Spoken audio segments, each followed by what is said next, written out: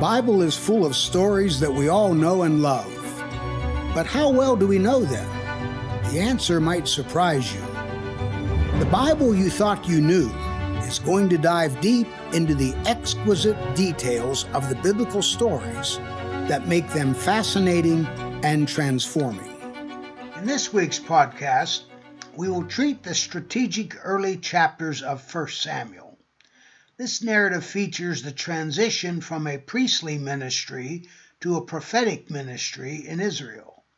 However, one needs to keep in mind that the final chapters of Judges, the book that precedes 1 Samuel in the Hebrew canon, tantalizes by suggesting that Israel needs a king. In the last 5 chapters of Judges, this refrain is found. In those days, there was no king in Israel. Everyone did what was right in their own eyes. That's in verse 6 of chapter 17. That same statement, or a slightly shorter version of it, is found in chapter 18, verse 1, chapter 19, verses 1, or chapter 21, verse 25. When one turns to the book of 1 Samuel, one expects a story to unfold that describes how it came to be that Israel established a kingship. Instead, one finds a story about a family and the internal issues that faced that family. A narrative detailing the beginnings of a monarchy would have to wait. The husband of that family was a man named Elkanah, who lived in the hill country of Ephraim. That's in verse 1 of chapter 1. This man had 2 wives, Hannah and Peninnah. Peninnah had children, but Hannah had none. Though Hannah was introduced first, when we are told which woman had children and which woman did not have children, the names were reversed. This suggested that in the family dynamics, Peninnah, who boasted children, had a better standing in the household than Hannah. That inference is confirmed by subsequent events. Elkanah would annually travel to Shiloh to worship. That's in verse 3. Eli was the priest at that site. He was assisted by his 2 sons, Hophni and Phinehas. When Elkanah made his sacrifice, it was his custom to give a portion of his sacrifice to his 2 wives as a sort of present. Peninnah was given portions, and all her sons and daughters were also given portions. Depending on how one translates the Hebrew text, Hannah was either given only a single portion or a portion with great ceremony. In any case, this allotment was because she had not borne any children. The text is quite explicit that Elkanah loved Hannah, even though the Lord had prevented her from having children. That's in verses 4 and 5. In either case, Elkanah was responding to the fact that his 1 wife had given him children, and 1 wife had not given him children. Unfortunately, Peninnah made life miserable for Hannah because of this circumstance. Year after year, especially when the family made the annual trek to Shiloh, Peninnah would lord it over Hannah that the woman was still barren. This made Hannah so upset that she wept and could not eat. That's in verse 7. When Elkanah noticed Hannah's reaction, he asked her why she was crying and would not eat. He even accused her of being evil. He then asked her, "Am I not more to you than 10 sons?"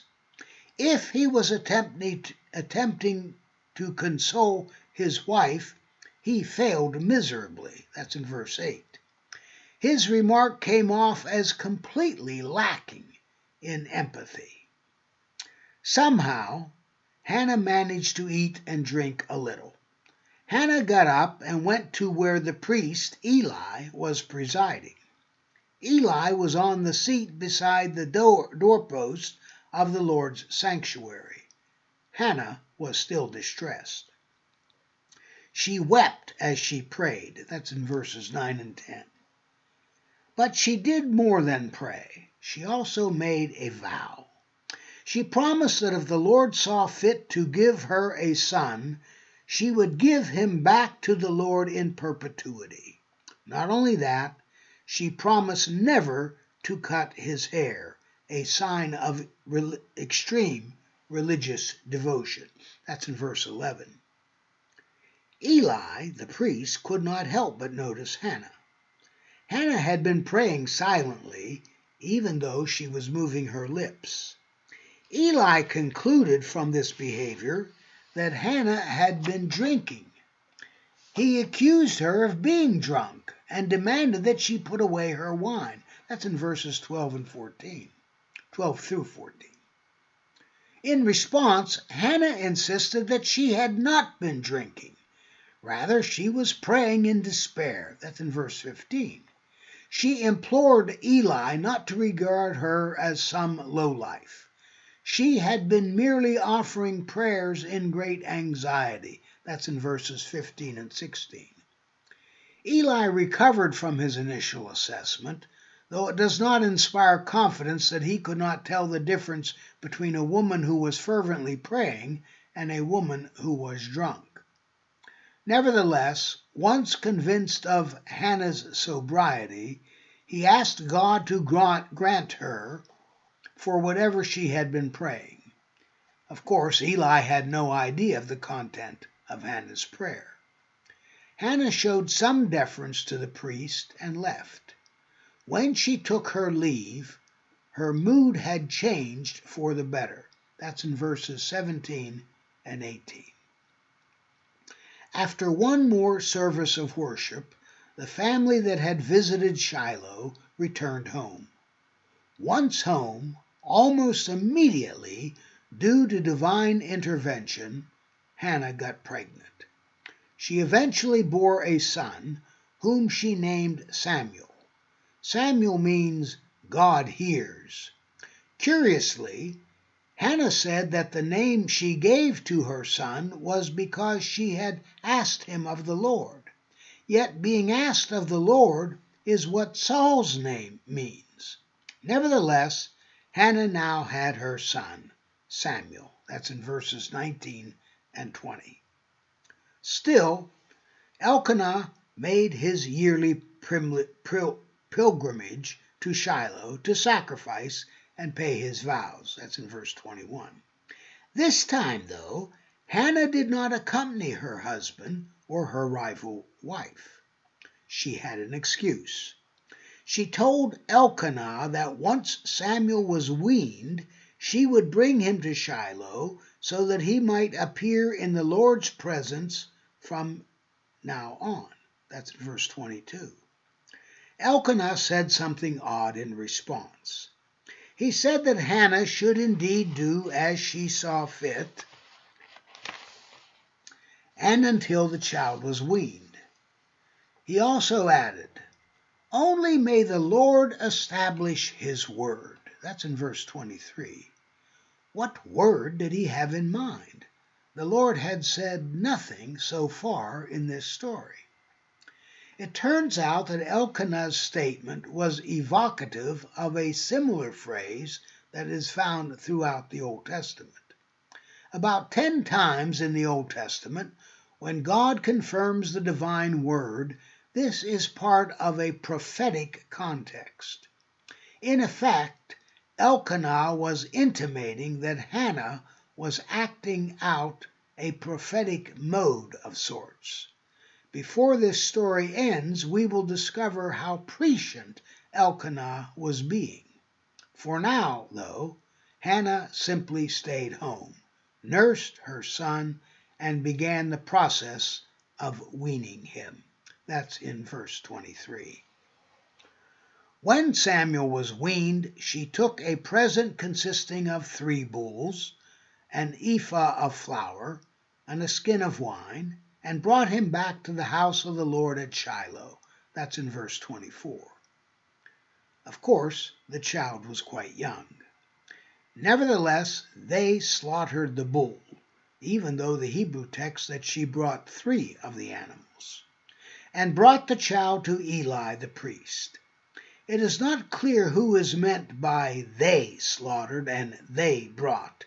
Presumably this involved not only Hannah but her husband, but the text is vague at this point. And in any case, only Hannah speaks at this juncture. She addressed herself to Eli and reminded him that she was the woman who was previously praying to the Lord in his presence. She pointed out that the child she was presenting was the very child for whom she had been praying. She attributed divine activity as the reason she had this child. And she acknowledged that she was about to fulfill the vow she had made. As long as the child lives, he will be in the service of the Lord. That's what Hannah said. That's in verses 26 through 27. The episode concludes with worship, though exactly who worshiped is difficult to discern. So far in this story, it seems to concentrate on the difficulties of a small family in which one wife had children and another wife did not have any children. Both the husband and a priest were in the middle of this drama. We will have to wait to see whether this seemingly isolated event will have broader implications for Israel as a people. For now, only a single family appears to be in focus. We'll continue this story next week. For now, let me invite you to go to my website, faspina.com. Browse it. Make sure that I know your email so that I can contact you. Also, if you have a question you'd like me to answer in a Q&A session, email me at fspina106@gmail.com. I want to thank you so very much for listening to The Bible You Thought You Knew. I have a question for you. Do you have a question or topic that you'd like me to cover on the podcast? If so, all you need to do is head over to Apple Podcasts and do 2 simple things. 1, leave a rating and review telling me what you think of the podcast. 2, in that review, ask anything you want related to the Bible. That's all you have to do. Then, listen in to hear your question answered on a future episode. Join us next time on The Bible You Thought You Knew when we discuss Jesus' personal Bible. God bless.